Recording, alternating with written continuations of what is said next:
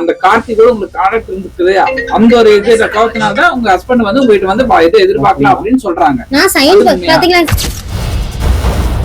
குழந்தைய உங்ககிட்ட கொடுக்காததுக்கும் உங்களை விட்டு குழந்தைய தகனம் பண்ணதுக்கும் இதுக்கும் தொடர்பு இருக்கு. அதுதான் கேட்கிறேன். என்ன தொடர்பு இருக்கு? நீங்க தெளிவா கேட்டது எனக்கு தெரியும். இன்னொருத்தர் கூட ஏற்கனவே தொடர்புல இருந்து அவர் கூட போயிருக்கீங்க. அது எல்லாத்துக்கும் தெரியுங்க சார். 3 வருஷத்துக்கு முன்னாடி வந்தது. பதில்கள் எல்லாமே முன்னதுக்கு முரணாவே இருக்குது. 3 மணி நேரம் போதை இருக்குங்கிறீங்க, 5:30 மணிக்கு நான் இது பண்ணங்கிறீங்க, 7 மணிக்கு வந்து எங்க வீட்டுக்காரர் வந்தாரு, நீ எழுப்பி போய் கொண்டு போய் போலீஸ் ஸ்டேஷன்ல கொடுப்பாங்க. உங்களோட பேச்சுல ஒரு தடுமாற்றம் இருக்கு, ஒரு தெளிவான ஒரு இது இல்ல. உங்களோட தேவை என்னங்கிறதும் வந்து மொழிதா இல்ல. உங்க வீட்டுல ஒரு புள்ள இறந்து போய் இந்த மாதிரி அவதூறு இப்படி வந்ததுன்னா உங்களுக்கு தெரியும். உங்க பிள்ளை நீங்க லாஸ்ட்ல பார்க்காம எரிச்சதுக்கு அப்புறம் உங்களுக்கு அது தெரியும். நீதிமன்றத்தை ஆடணும், இல்லாட்டி போலீஸ்ல கம்ப்ளைண்ட் பண்ணணும். நீங்க அடுத்தது என்ன பண்ண போறீங்க? மக்கள் பாத்துட்டு தானே இருக்காங்க சார். மக்கள் பாக்குறாங்க, நீங்க அடுத்து என்ன பண்ண போறீங்க?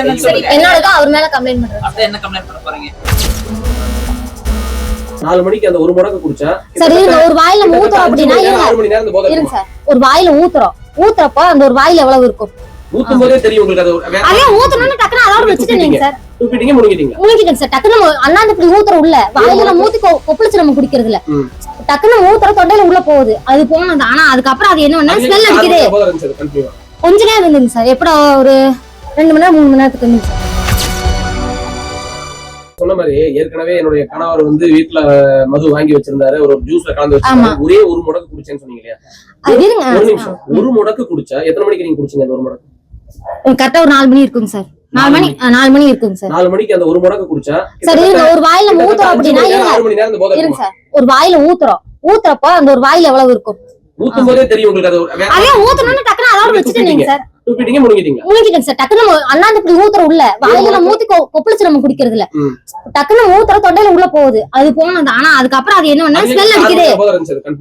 கொஞ்ச நேரம் இருந்துங்க சார். எப்படா ஒரு 2 மணி நேரம் 3 மணி நேரத்துக்கு இருந்துங்க சார். அது எனக்கு ஏன்னா இது வந்து நீங்க தொடர்ந்து தெரியும். கரெக்டா எனக்கு ஒரு 5:30 மணிக்கு பாப்பா போனாங்க சார். 5:30 மணிக்கு போயிருக்கிறா. எங்க வீட்டுக்காரர் வந்தாரு 7 மணிக்கு வந்தாரு வேலையை விட்டு. 7 மணிக்கு தான் வந்து அவரு எனக்கு வந்து எழுப்பி அதுக்கப்புறம் நாங்க போய் கம்ப்ளைண்ட் பண்ணோம். இவங்க எல்லாம் அங்க தொலாவிட்டு அதுக்கப்புறம் ஸ்டேஷனுக்கு போன் பண்ணி 8 மணிக்கு நாங்க கம்ப்ளைண்ட் பண்ணோங்க சார். நீங்க அதுக்கு அடுத்த நாள் போதை எழுதுங்க இல்லையா? அடுத்த நாள் இல்லைங்க சார். அடுத்த நாள் எல்லாம் நான் தான் சார் காமிச்சேன். பேசுறதுக்கு ஒரு அளவு இருக்குங்க சார். பேசுறதுக்கு அளவு இருக்கு.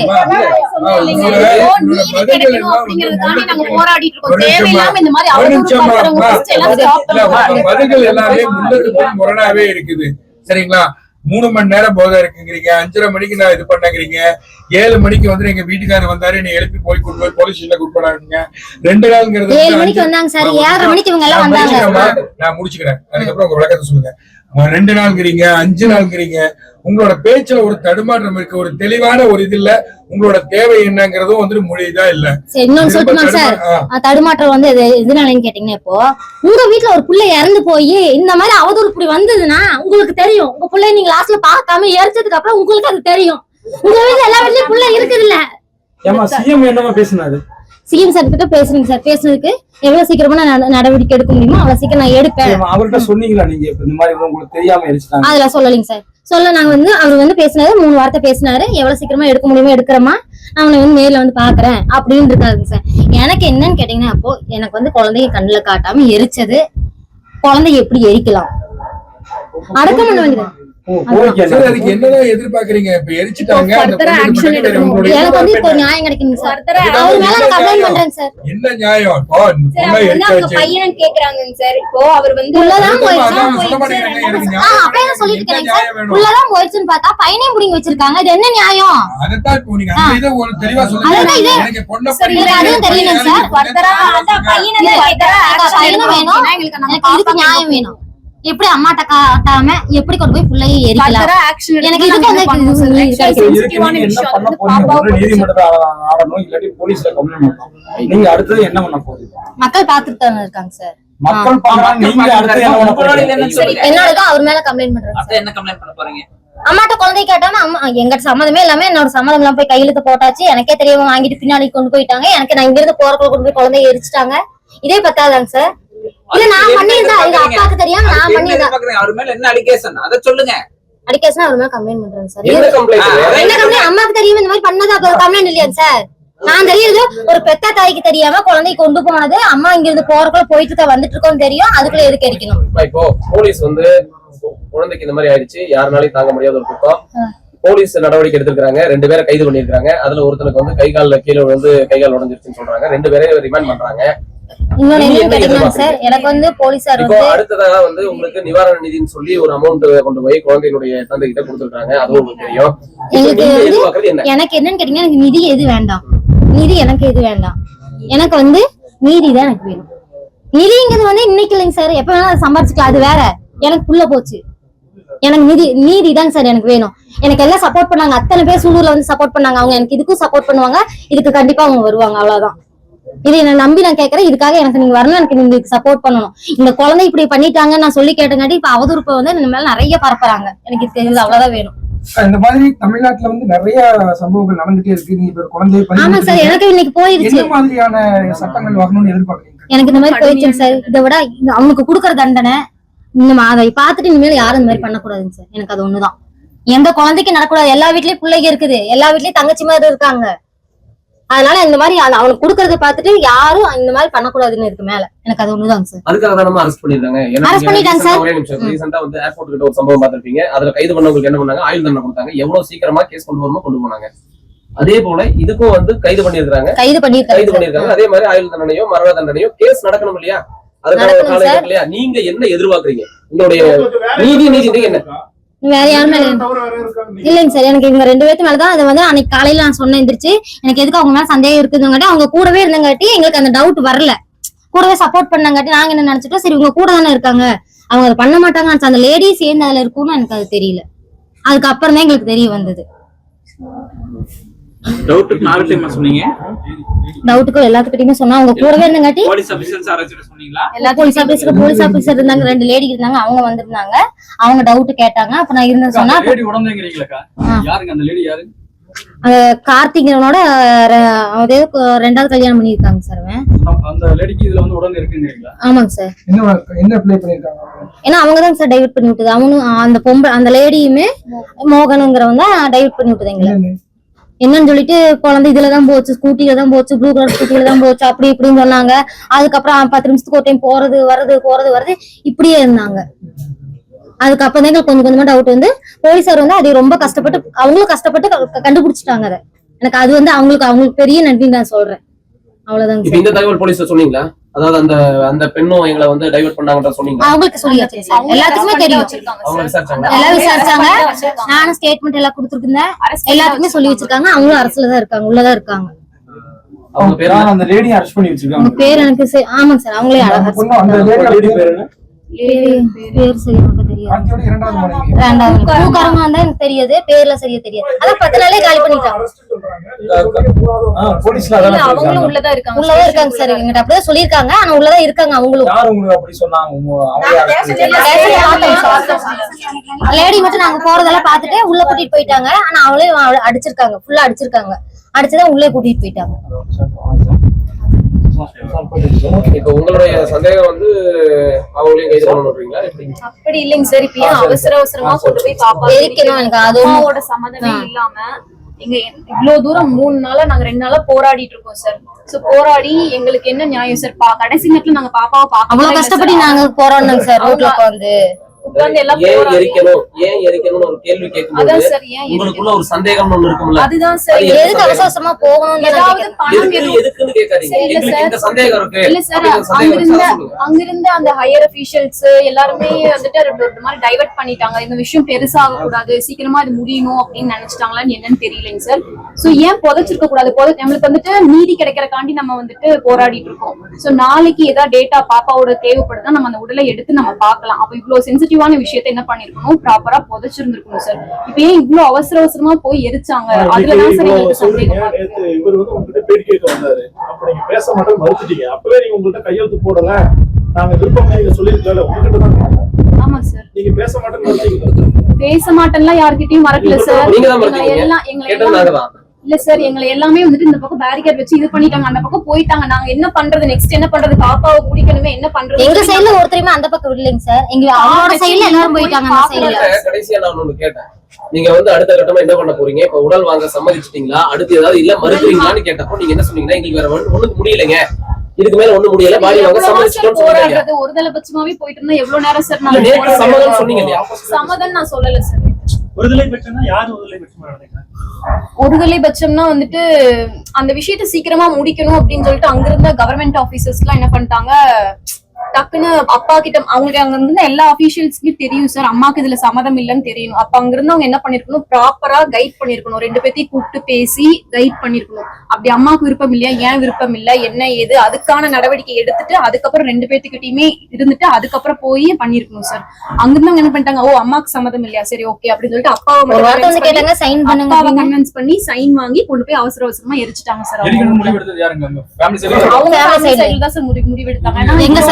நீங்க சொல்றதுபடி பார்த்தா வந்து காவல்துறையா அரசு அதிகாரிகள் சரியான முறையில வந்து அணுகுமுறை செய்யல, அவங்க வந்து நடவடிக்கை எடுக்கலங்கிற மாதிரி குற்றச்சாட்டு சொல்ற மாதிரி அவங்க மேல நான் குற்றச்சாட்டு சொல்லல சார், அவங்க கைட் பண்ணி இருந்திருக்கலாம். பட்சங்களுக்கான வார்த்தை 2 நாளா எங்களோட சப்போர்ட்டுக்கு இருந்தாங்க சார். அங்க இருந்த எல்லா கவர்மெண்ட் அபிஷியல்ஸுமே சப்போர்ட்டுக்கு இருந்தாங்க. இந்த லாஸ்ட் 1 ஹவர்ல நாங்க பாடி வாங்க மாட்டோம், எங்களுக்கு வந்து சிஎம் சார் வந்து ஒரு உறுதி சொல்லணும், இந்த மாதிரி எங்களுக்கு நீதி உடனடியா அவங்க மேல அதிகபட்ச தண்டனை வாங்கி தரணும் அப்படின்னு நாங்க கேட்டிருந்தோம். அது வந்து எங்களுக்கு வந்து அபிஷியலா அவர் சொல்லணும், அப்பதான் நாங்க பாடி எடுப்போம்னு ஒரு கோரிக்கை வச்சுட்டு இருந்தோம்.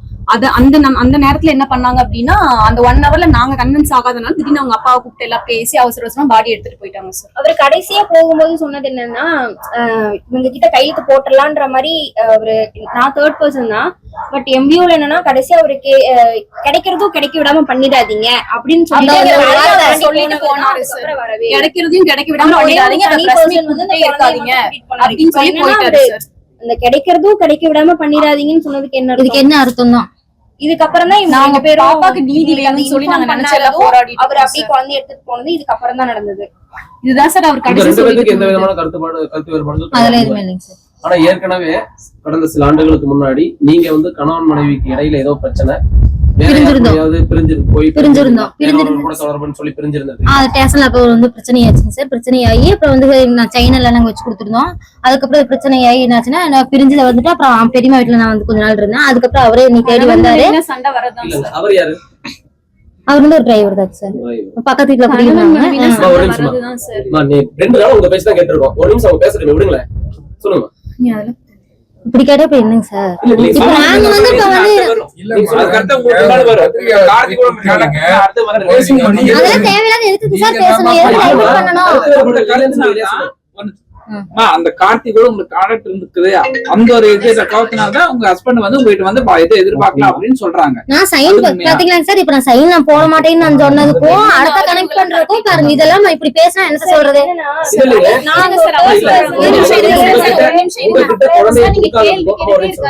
குழந்தைய உங்ககிட்ட கொடுக்காததுக்கும் உங்களை விட்டு குழந்தைய தகனம் பண்ணதுக்கும் இதுக்கும் தொடர்பு இருக்கு, அதுதான் கேட்கிறேன். என்ன தொடர்பு இருக்கு? நீங்க தெளிவா கேட்டது எனக்கு தெரியும். இன்னொருத்தர் கூட ஏற்கனவே தொடர்புல இருந்து அவர் கூட போயிருக்கீங்க, அது எல்லாத்துக்கும் தெரியுங்க சார். 3 வருஷத்துக்கு முன்னாடி வந்தது, 3 வருஷத்துக்கு முன்னாடி நடந்து இத்தனை நாளங்களா ஒத்துமையா இருக்கும் போது அப்ப நான் நல்லவளா? இப்ப அதை சொல்றாங்க சார்.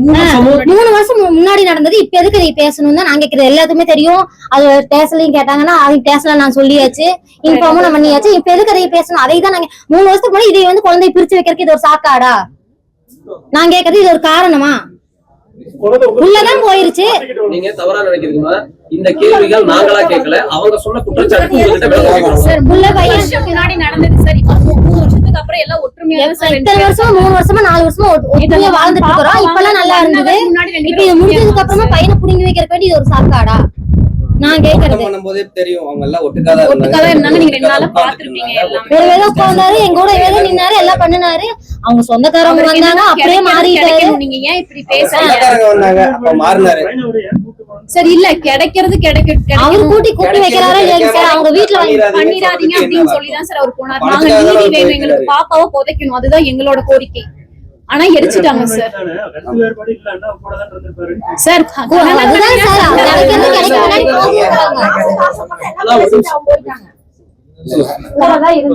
கூடவேதான் சார் இருந்தாரு. நேத்து கரெக்டா ஒரு 2 ஹவருக்கு முன்னாடி 2 ஹவர் 1 ஹவருக்கு முன்னாடி போனவர் தான். அவங்க சொந்தக்காரங்க எல்லாம் கொஞ்சம் ஊர்ல இதெல்லாம் வந்தாங்க நிறைய பேரு, அங்க போய் நின்னவர் தான். அதுக்கப்புறம் எங்க சைடு அவர் வரவே இல்லை. நான் அவங்க என்ன சொல்லி கொடுத்தாங்க என்ன ஏதுன்னு எனக்கு தெரியல. எப்பவோ முடிஞ்சு போனது. இப்ப இத்தனை வருஷம் வாழ்ந்தது, 4 வருஷமா வாழ்ந்தது, கல்யாணம் ஆகி 13 வருஷம் ஆச்சுங்க சார். 13 வருஷத்துல ஒரு வருஷம் பிரிஞ்சிருந்தேன். அதுக்கப்புறம் இத்தனை வருஷமா ஒட்டுக்கா இருக்கேன். இப்ப எப்பவோ நடந்து இப்ப எதுக்கு பேசணும்? நான் கேட்கறது அதுதான். இப்ப என்னோட குழந்தைக்கு நான் நீதி வேணும்னு நான் கேட்கும் போது இத்தனை மறுக்கிறாங்க. சரிங்களா, நான் கேட்கற நியாயத்துக்கு எல்லாம் மறுத்து அவங்க ஒரு சாக்காடு கொண்டு வராங்கன்னா எதுக்கு கொண்டு வரணும்? ஏதோ மறைக்க போறாங்க.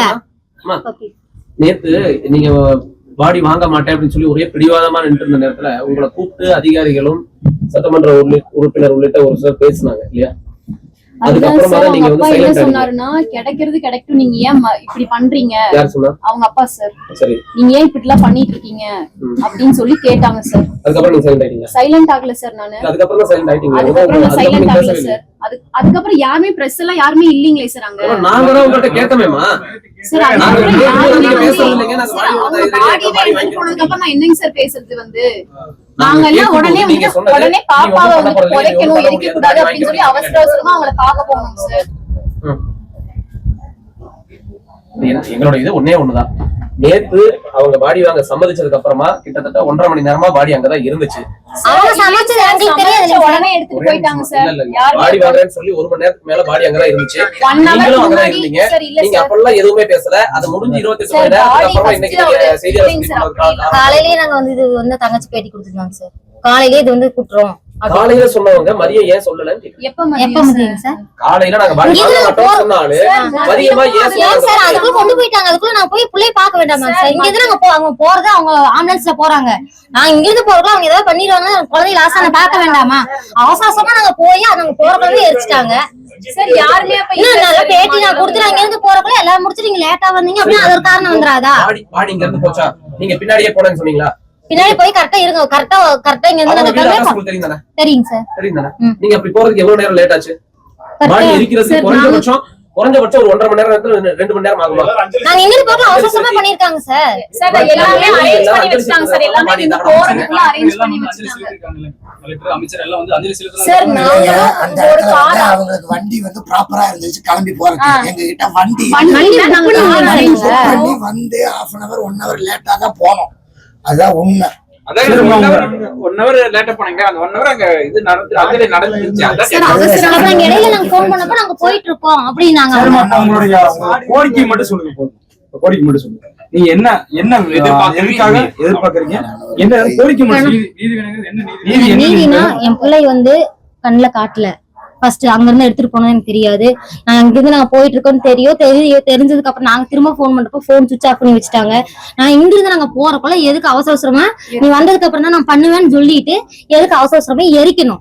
உள்ள உடம்பு 10 வயசு குழந்தை எப்படி வந்து எரிக்கலாம்? காசை வாங்கிட்டு சொந்த இடம் இருக்குது அவங்களுக்கு. என்ன கோரிக்கைங்க சார்? எனக்கு வந்து அவரு பையன் வேணும் ஃபர்ஸ்ட் கோரிக்கைங்க சார். அதுக்கப்புறம் எனக்கு வந்து பாப்பாவுக்கு வந்து நீதி கிடைக்கணும். அவ்வளவுதாங்க சார். இதுக்கு மேல வந்து தப்பா வந்து யாரும் இது பேசக்கூடாது. அவங்க பண்ண தப்பு இல்லையாங்க சார்? இது என்ன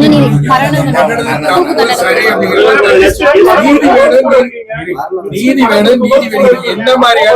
என்னன்னா அவனுக்கு பண்ற போய் எப்படி சொல்றாங்க சார், மரண தண்டனை கொடுக்குறேன்னு சார் சொல்லியிருக்காங்க சார். சார் நான் அப்பதான் சார் போயிருக்கேன். நானே போய் நீ பிடிச்ச நிக்க வைக்கிறாங்க சார். எல்லாரும் சேர்ந்து எல்லாம் இந்த மாதிரி மீடியாலாம் அங்க இருக்காங்க. பேசுறதுக்கு உள்ளீங்க சார். எங்களை எல்லாம் சண்டை கட்டுறாங்க சார். பேசுறதுக்கு விடவே இல்ல. என் பேரு இங்க இருந்து அந்த குழந்தைய பின்வெளியில எடுக்கும் போது நான் ஒரு தாத்தால அந்த குழந்தைக்கு முறையாக நான் உள்ள வரும்போதே போலீஸ் என்னை தூக்கி அப்படி தள்ளிதான் வச்சாங்க. எதுக்கு தள்ளுறீங்க? அந்த குழந்தைக்கு நான் ஒரு தாத்தா தானே அங்க போய் பாருன்னு. அவ்வளவுதான். லாக் பண்ணி தான் வச்சாங்க. சும்மா வந்து அவங்க விட்டாங்கன்னு சொல்லக்கூடாது. யாரு சார்? எங்க அவங்க வீட்டுல இருக்கிற போட்டோ தானங்க சார். அதுதான் சார் இங்க அப்பதான் போனோம் சார். அவசரமா நாங்க போய் இதை கேட்டுட்டு இருக்கும்போது மீடியா வந்துட்டாங்க. அவங்க யாரும் வந்திருந்தாங்க. அப்ப என்ன பண்ணிட்டாங்க, எல்லாம் கொஞ்ச நேரம் அமைதியா இருங்க சார்ல போலீஸ் எல்லாம் சொன்னாங்கட்டி எல்லாம் அந்த இடத்துல அமைதியா இருந்து நிக்க சொன்னாங்க.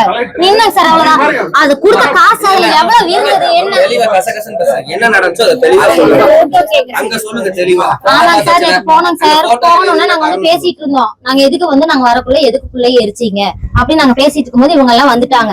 வந்தோடனே போலீஸாருமே கூட இருந்தவங்க என்ன சொன்னாங்க, கொஞ்ச நேரம் யாரும் சைலண்டா இருங்க, இவங்க எல்லாம் வராங்க, வந்துட்டு போனதுக்கு அப்புறம் இல்ல பேசிக்கலாம் அப்படின்ட்டாங்க. அப்ப நாங்க என்ன பண்ணோம், சைலண்டா அந்த இடத்துல நின்னுட்டு பாப்பா வந்து இந்த மாதிரி பண்ணிருக்காங்க, பாப்பாக்கு வந்து காரியத்து பேரு இந்தாங்கம்மா அவரு கையில ஃபர்ஸ்ட் கொடுத்தா, அப்புறம் என்ன பண்ணிட்டாங்க, அவங்க அம்மாவையும் கூப்பிட்டு நிக்க வைங்க அப்படின்னு சொன்னப்ப நான் பின்னாடி நின்றதோ முன்னாடி கூப்பிட்டு நிக்க வச்சு இது பண்ணாங்க. சார் எதுவுமே பேசுறேன் சார், அவங்க கிட்டே ப்ராப்பரா காலையில இன்னைக்கு வந்து எல்லாம் நாங்க சொல்லி கடைசி நிமிடத்துல வந்துட்டு எங்களோட சைடுல ஒப்புதல் இல்லாம கொண்டு போய் இந்த மாதிரி எல்லாம் பண்ணிட்டாங்க சார். நாளைக்கு ஃபர்தரா ஏதோ ஆக்ஷன் எடுத்தா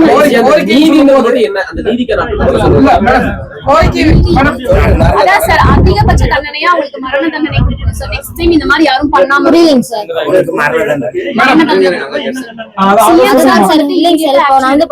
சொல்லியிருந்தேன், அவனுக்கு குடுக்கற தண்டனை அவன் குடுக்கறதுக்கு பார்த்துட்டு இதுக்கு மேல எந்த குழந்தைகளுக்கும், எல்லா வீட்லயும் குழந்தைங்க இருக்கு, அந்த எந்த குழந்தைக்கும் நடக்க கூடாது.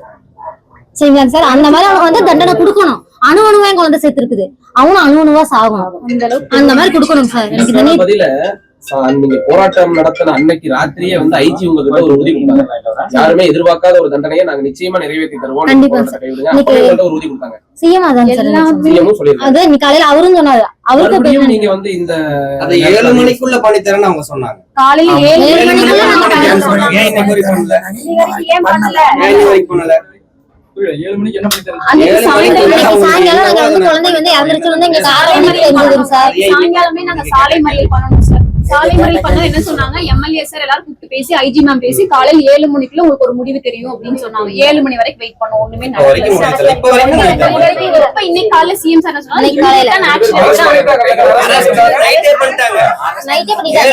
முடிவு தெரிவிக்கிறேன்னு சொன்னாங்க. அந்த அளவுக்கு பண்ணதுக்கு தண்டனை சீக்கிரம் கொடுப்போம். 7 உள்ளே தர மாட்டாங்க. அதுக்கு நான் அதுக்கு 7 மணிக்குள்ள தருவேன்னு ஏன் ஒரு டைம் லிமிட் சொன்னாங்க சார்? அதுதான் அரெஸ்ட் பண்ணிட்டாங்க. 7 மணிக்குள்ள அதுக்கு அடுத்து ஃபர்தரா வந்து எல்லாம் நைட்டே பண்ணிட்டாங்க. சரிங்களா? 7 மணிக்கு அடுத்து கிடைக்கும்னு சொல்லிருக்காங்க. நீங்க கேட்டதுக்கு நான் பதில் சொல்றேன் சார். ஒண்ணுங்க, இந்த பெண்ணை பத்தி பக்கத்து வீட்டுக்காரரு அவதூறா பேசிட்டு இருக்காங்க. அவங்க என்ன வேணாலும் பேசட்டும். இதுக்கப்புறம் மேற்கொண்டு இவங்க எல்லாம் உண்மையை ஒத்துக்கிட்டாங்க. பிரஸ்ஸா இருந்தாலும் நாங்க வந்து உண்மைத்தான் பேசுவோம், நாங்க மறைச்சு பேசுறதுக்கு எங்களுக்கு விருப்பம் இல்லை. நீங்க கேட்ட அத்தனை கேள்விகளுக்கு அந்த பொண்ணு சொல்லிச்சு, ஆமா உண்மை, நான் 3 வருஷத்துக்கு முன்னாடி இப்படி இருந்தேன் எல்லாமே. இல்ல கார்த்திகோட வந்து பழக்கம் இருக்க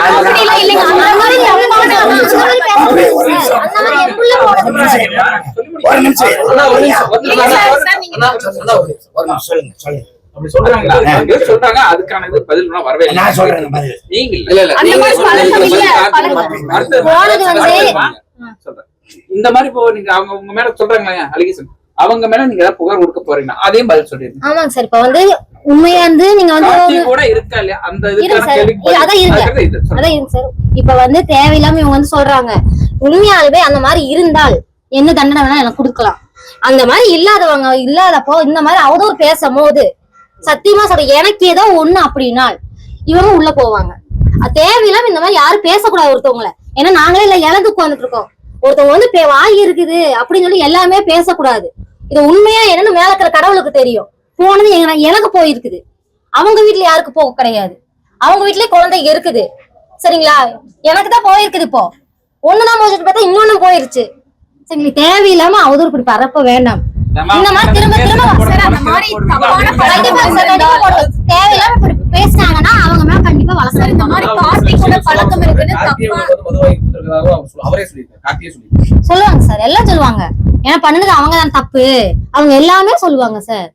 அப்படி இந்த மாதிரி பழக்கம் இருந்திருந்தா போலீஸே வந்துட்டு ஆக்ஷன் எடுத்து இவங்களை அரெஸ்ட் பண்ணிருப்பாங்க சார். அந்த மாதிரி எந்த ஒரு பழக்கமுமே இல்ல. தயவு செஞ்சு ப்ளீஸ் இந்த மாதிரி யாருமே பாட்டில் இருந்தது நாங்க போட்டோ எடுத்தோம்னா ஒரு ஆம்பளை இருக்கிற வீட்டுல அவன் பண்ண மாட்டானா? சும்மா இதேவே நீங்க வந்து திருப்பி இதேவே கொண்டு வரீங்களே. நான் கேட்கறதுக்கு பதில் யாரும் சொல்ல மாட்டேங்கிறீங்க. பாத்தீங்களா? இதைத்தான் கொண்டு வரீங்க எல்லாருமே. நான் கேட்கறதுக்கு யாருக்கு பதில் வர மாட்டேங்குது. இன்னும் எல்லாத்துக்கும் ஒரு சம்பவம் வந்து மயக்க வந்திருக்கீங்க. உங்களதான் கேள்வி கேட்பாங்க, நீங்க பதில் சொல்லுங்க. நீங்க கேட்டதா